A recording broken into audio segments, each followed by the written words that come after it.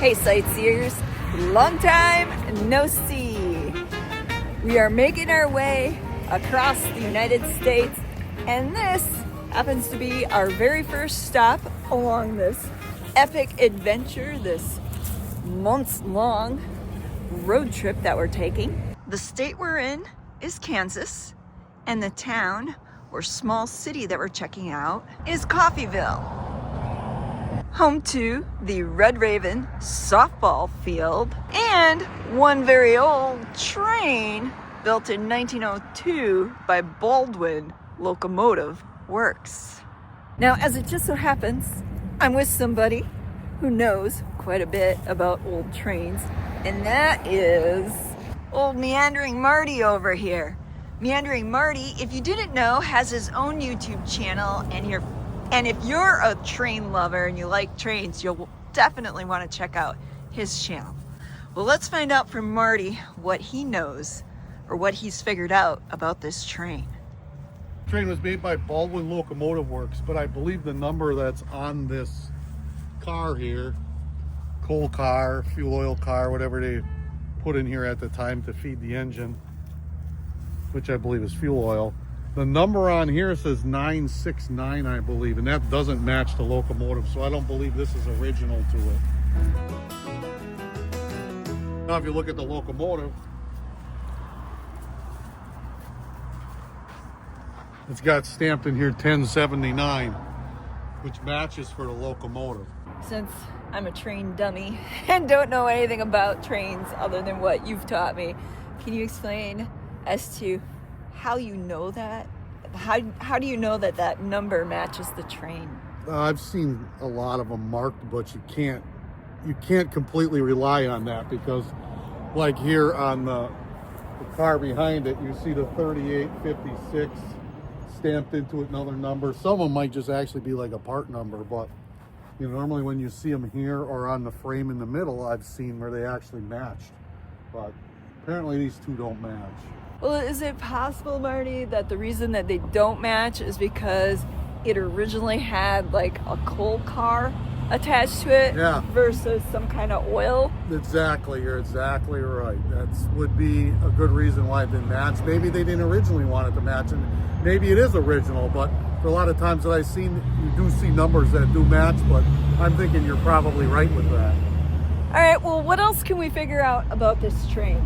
Well, AT and SF on the side stands for Atchison, Topeka, and Santa Fe Railroad. So I think this ran till in the 50s.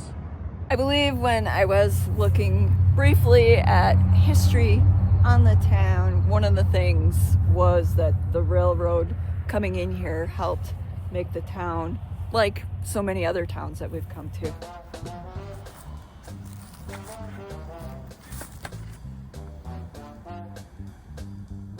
Marty's tasked me with looking around inside the cab and trying to figure out if I know what anything is. I'm gonna say this, I already feel like a fish out of water, because I don't think I have any idea, but let's see how good I do. All right, so I'm looking at this thing, and I think right down here might be where they originally were throwing in the coal or whatever type of fuel was going in to fuel the locomotive. I'm kind of thinking that this here might have either been some sort of drive or braking system. Probably a driving system, because it's hooked to this here. And then you've got what used to be probably a seat, because you can see some springs here. This might have been where the engineer sat. I'm wondering if that is some sort of relief valve. Maybe that's the whistle. I don't know. Let's see. This here, I'm thinking, has something to do with the brake.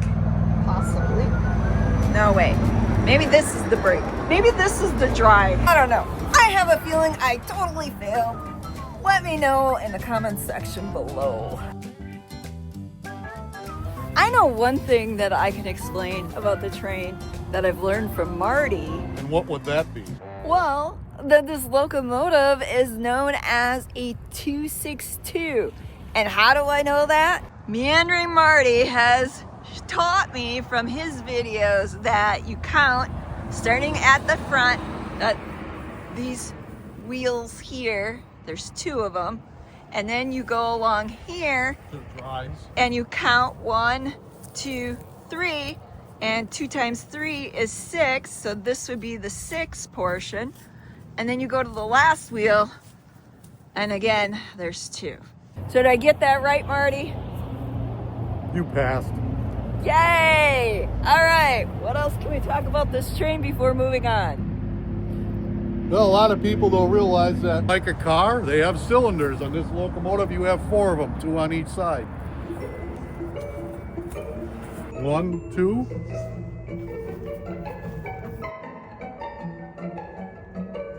And 3 and 4. And if you look here, and they're all attached to the drive wheels, you can tell that those are driving this piece of equipment. And there you have it, sightseers, a micro lesson on trains by Meandering Marty.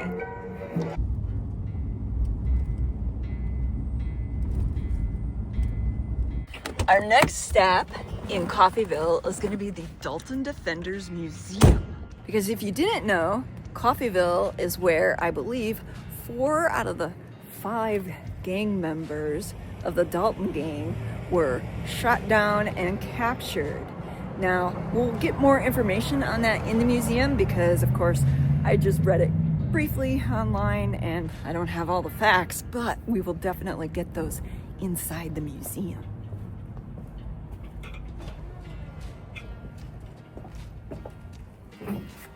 Now, this is the room that's going to give you all the answers to what happened when the Dalton Gang came into Coffeyville and tried to rob 2 banks here and ended up like that. Well, that is all but one of them. Actually, Emmett Dalton was the only member of the gang to survive the raid. He was convicted of 2nd-degree murder, sentenced to life in prison, but then, convinced of his rehabilitation, Kansas Governor Edward Hawke granted Dalton an unconditional pardon 15 years later. After that, Dalton married, moved to California, and then evidently passed away in 1937. You can see that in this room they have all different kinds of artifacts from the Dalton Gang, including Grat Dalton's rifle, 3856 Winchester CS, the very same one that can be seen here in this photograph.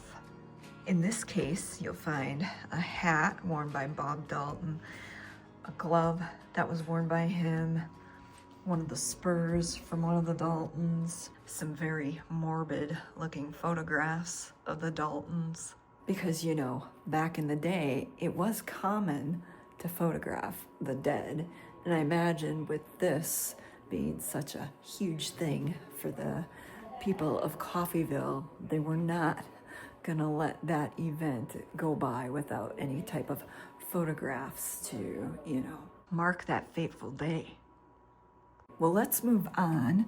There's still a lot more to see here, both in the museum and outside in Coffeyville, including the alley, that alley where several of the Dalton members met their demise on that fateful day, along with the historic buildings. I believe one of the bank buildings for sure is still standing. I'm not sure if both of them are, but we'll find out when we get outside. I just want to point out here, you can see different bricks that are on display. If I'm not mistaken, there was a glass and brick factory here in town at one point. You can also see that at one time they had what was called the Silurian Springs Bathhouse. This is what the bathhouse looked like. It was one of those places where you could come and enjoy a good mineral bath at a very fine clubhouse. Wow, that is cool. Looking at these old photos from there. And then you got a number of photos of the town. Right here we can see what the Midland looked like back in its heyday. Over on this wall you'll find more photos. This picture here is showing the old McCoy building That used to be where the First National Bank building is now. And then you've got other photos of the downtown, I think. And then some of the men that worked at the National Refinery, Crude Stills and Pump House. And then there's the old J. Barricklow and Company. I don't know about you sightseers, but I could spend hours checking everything out here in the museum. But of course, time's of the essence, and we don't have that much time to do so. If you get a chance, I highly recommend coming out to Coffeyville and checking out their museum. Of course, you've got the room dedicated to the Dalton Gang incident. And then, of course, then there's all these other artifacts from here in town that would be really cool to check out.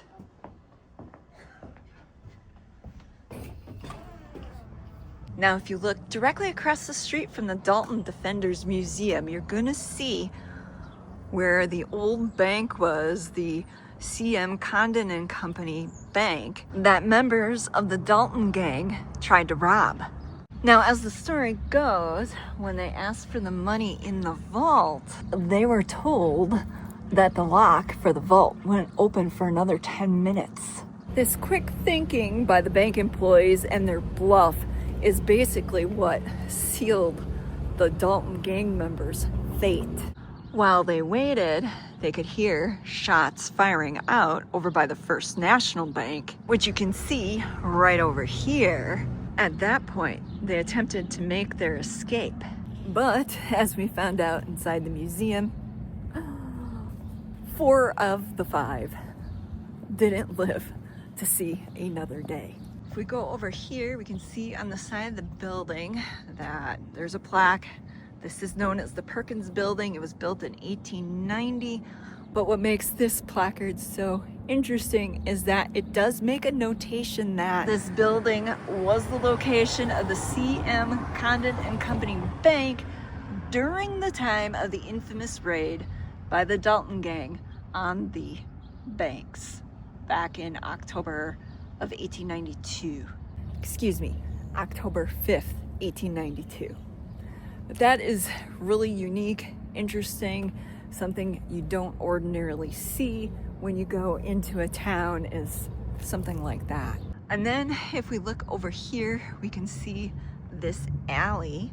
It's known as Death Alley, and you can see the date up there, October 5th, 1892. This is the very same alley that several members of the Dalton Gang ran down, and the infamous shootout that happened, resulting in their demise, along with, because I don't want to fail to mention this, 4 citizens from Coffeyville lost their lives during that infamous shootout. If we look here on the side of this building, you can see basically it's kind of like a cartoon type storyboard, or a series of storyboards outlining the story of what happened that day.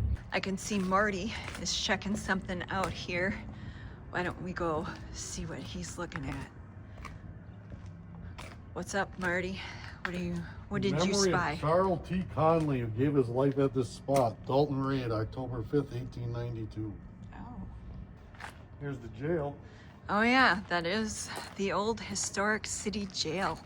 I'm gonna go take a closer look. There's a little map here that shows where we're at, right here. And then you can see this would have been, if you would look back, I think right here, that would have been livery stables, unless of course that's on the opposite side of the jail. But either way, it's a map showing what it was like back in the day. Did you press the button, Marty? Oh, look.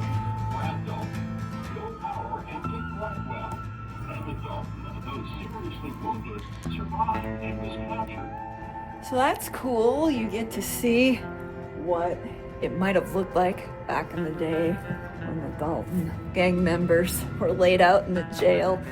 And then you can hear the story of what happened by pressing that button.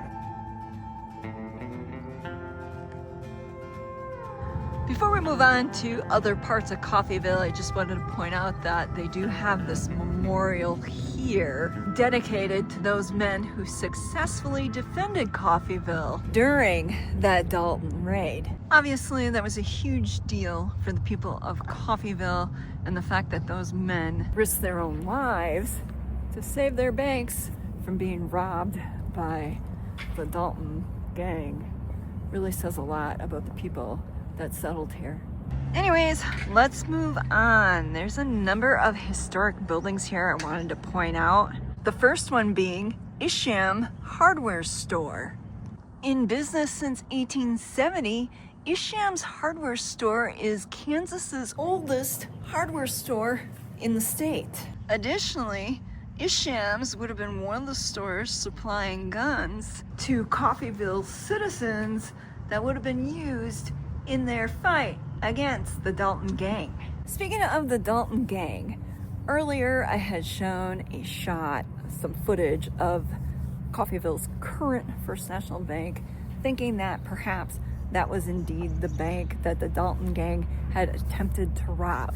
However, that was incorrect. If we look here on this board, it talks about the actual First National Bank that the Dalton Gang had attempted to rob. That used to be located right over here. Apparently, that building burnt down during the 1890s. And we can see further proof of that from looking at this mural painted on the side of Isham's, which shows "You are here," and there being the location of the First National Bank at the time of the raid. Interesting. If we go out to Elmwood Cemetery, we should be able to find the graves, the Dalton graves. We'll have to possibly go check that out next. Or not next, as in a few minutes from now, but next as in our next stop after Coffeyville.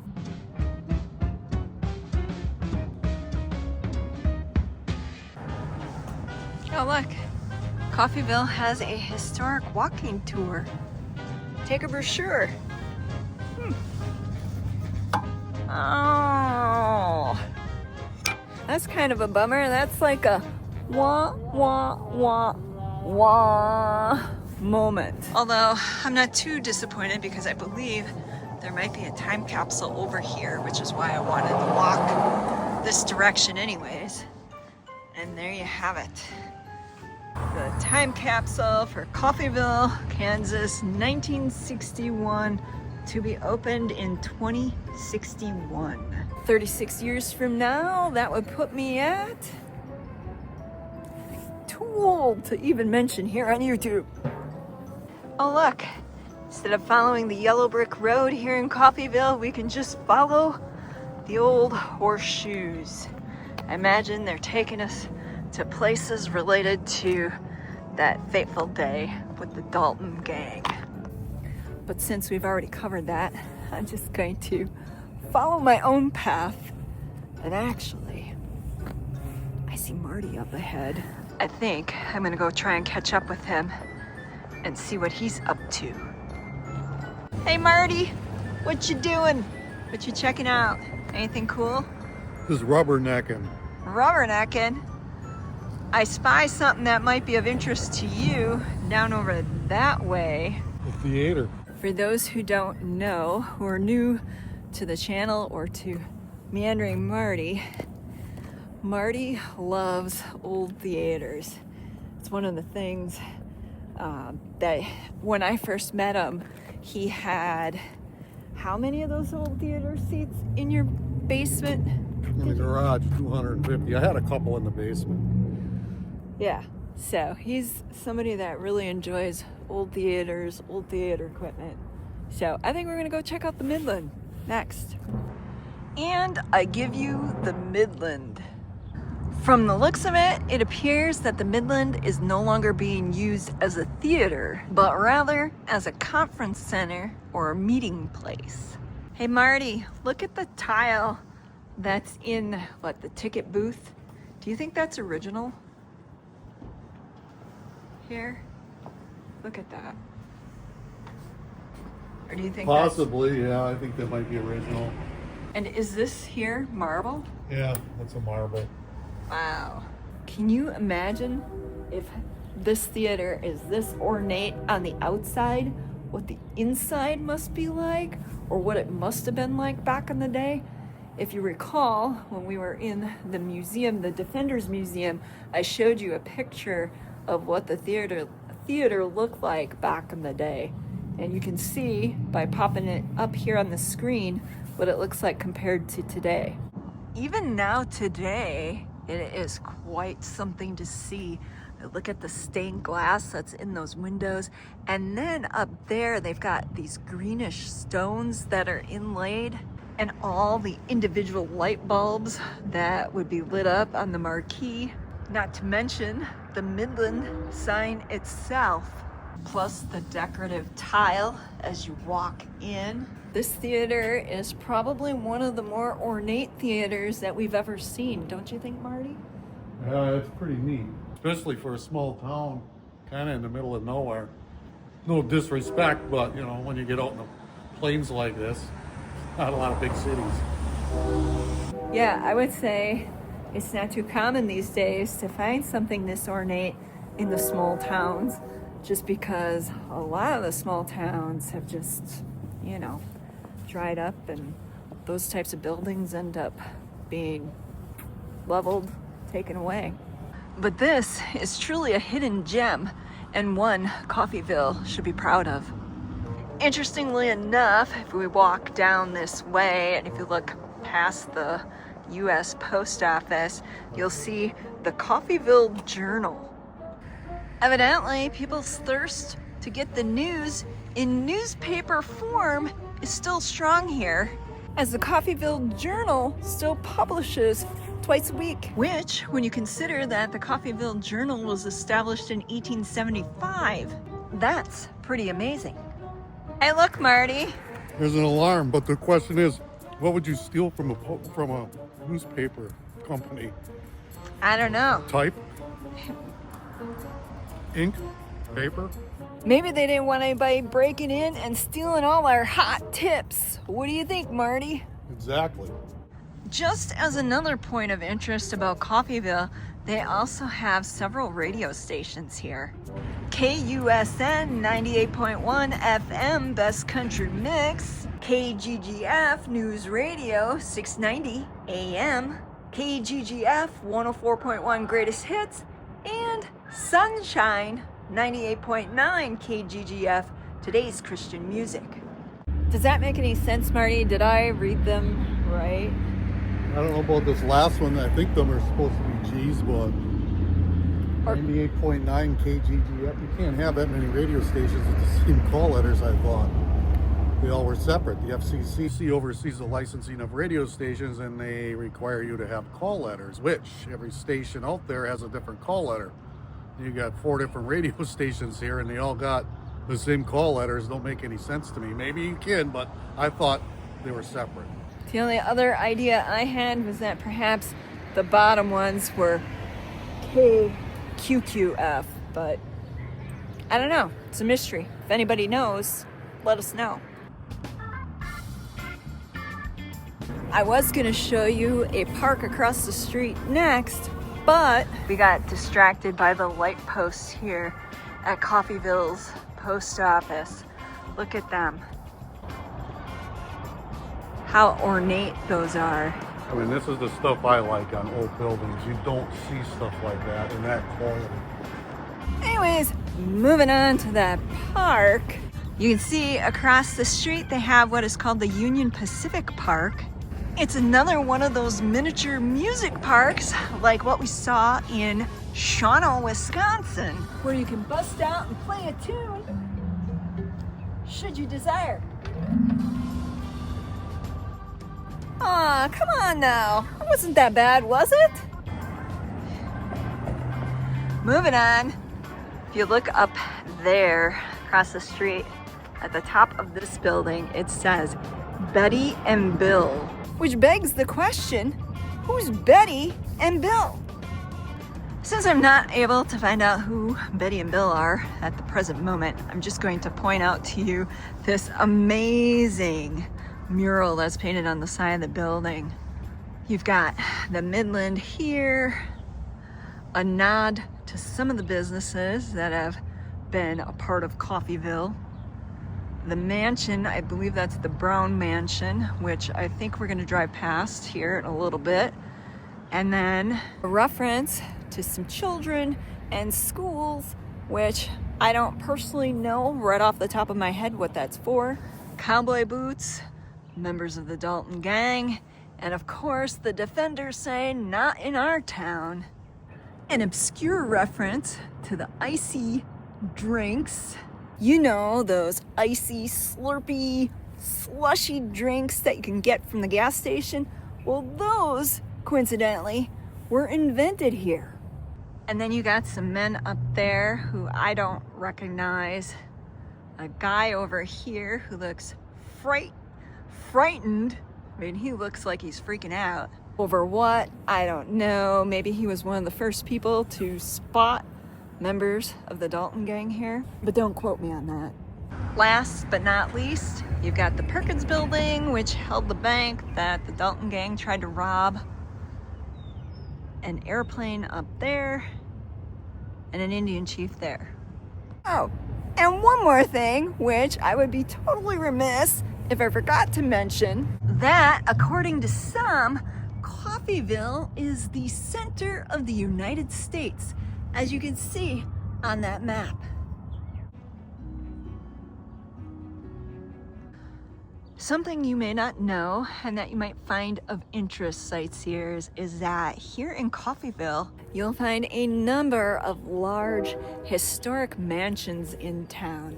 If you turn onto Elm Street over by the post office and head down towards like 7th, you'll find where a lot of these old historic homes are. You got this here. I wonder if this didn't have a ring on it at one time. It was made for holding horses. Looks pretty old. Yeah, I wouldn't doubt it. And it appears that in this spot here, there was a large mansion that no longer exists, but you can see continuing on down the street, many large homes, which, if I'm not mistaken, may be on the National Register of Historic Places. When I had done a search on Coffeyville, I had seen that they did have a number of historic homes on the register. I just don't recall specifically which ones. Wow, look at that one. That one is just huge. It has one of those fancy turrets. I always envisioned myself living in a home like that. That would be just so cool. I can imagine having like a book nook in the turret, or perhaps even an office where you sit and look out. Yeah, I'm getting way too invested in that fantasy. Moving on, I just want to point out the fact that this sidewalk here is made with all these bricks laid in. It's not the entire block, but it is a good portion of the sidewalk here.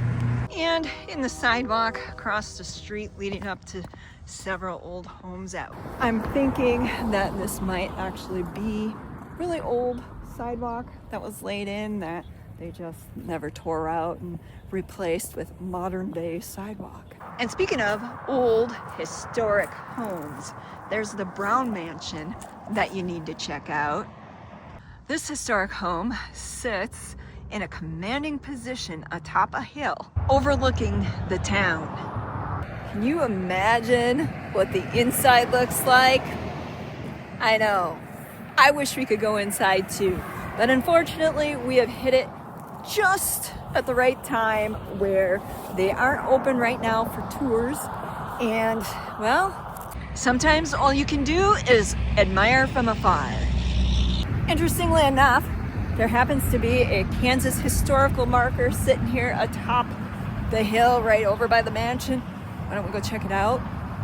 If I'm understanding this correctly, it's talking about the Sturgis Treaty, otherwise known as the Drum Creek Treaty, which, if it would have been enacted, would have taken a ton of land from the Native Americans and sold it to the railroad for only 20 cents an acre.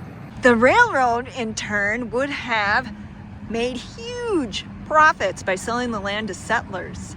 Fortunately, Kansas officials, when they learned about this fraud, as they called it, they raced to Washington, D.C., prevented the ratification of this. The treaty was withdrawn, a new one was negotiated in 1870, and ultimately the Native Americans received $1.25 per acre instead of the 20 cents. Well, let's move on. There's one more stop I want to make here in Coffeyville that I think you'll be very interested to see, and that is the Elmwood Cemetery, where we'll find the graves of the members of the Dalton Gang.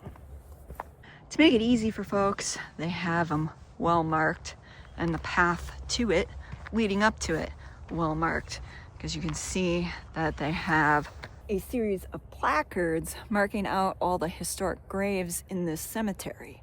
Because not only do you have buried here members of the Dalton Gang, Bob Dalton, Grat Dalton, and Bill Power, you also have Frank Dalton, who was a U.S. Marshal killed in the line of duty, John Cubine, who created the first left and right cowboy boot, Luther Perkins, who was the architect that designed the bank building, the Perkins building that we saw that was involved in the infamous robbery.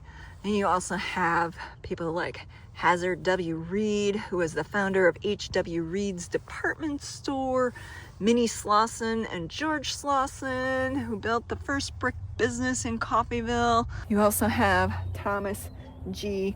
Ayers, who was cashier at the First National Bank during the robbery. Then there's John Stuckey, who is the brick contractor who provided much of the leadership and laying of Coffeyville brick city streets that we saw the remains of.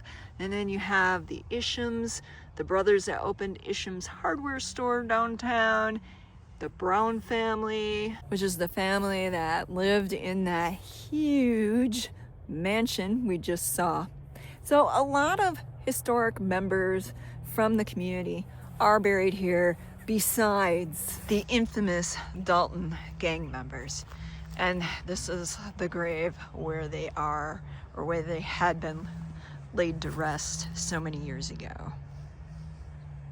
Here we can see the Dalton defenders, the men who lost their lives during that shootout. You've got Charles Brown, he's buried here in Elmwood. You've got Charles Conley, he was buried in Independence, Kansas. He must have had family back there that wanted him buried there. You also have George Cubine, he's also buried here in the cemetery. And then Lucius Baldwin, who was buried in Burlington, Kansas. Now you may be wondering about that marshal who happens to have the Dalton last name. Well, interestingly enough, he did not fall on the wrong side of the law, and actually he was a deputy U.S. Marshal who lost his life in 1888 while performing his duties. It's pretty fascinating, the history that's here connected to the Old West. A lot of times it seems when you get into some of these towns and you hear the stories, many of them can't be backed up, that a lot of them end up being just legends. Well, here it's truth. In other words, something that can be verified, something that really happened here. Just out of curiosity, I wanted to see what the Brown family plot looked like. And interestingly enough, it is more nondescript than I thought it would be. Given the lavish home that they lived in, I thought for sure they'd have this huge mausoleum. Instead, it's more like what we saw in Kohler, Wisconsin when we went and saw the Kohler family plot. Nothing too fancy here, just a couple of headstones. If it wasn't for this sign, we probably would have just driven on by and not even noticed it. Since it's getting dark and I can see a beagle staring at me right through the windshield, I know that there's going to be a couple of hungry tummies that need to be fed. So with that, I bid you adieu. Until next time.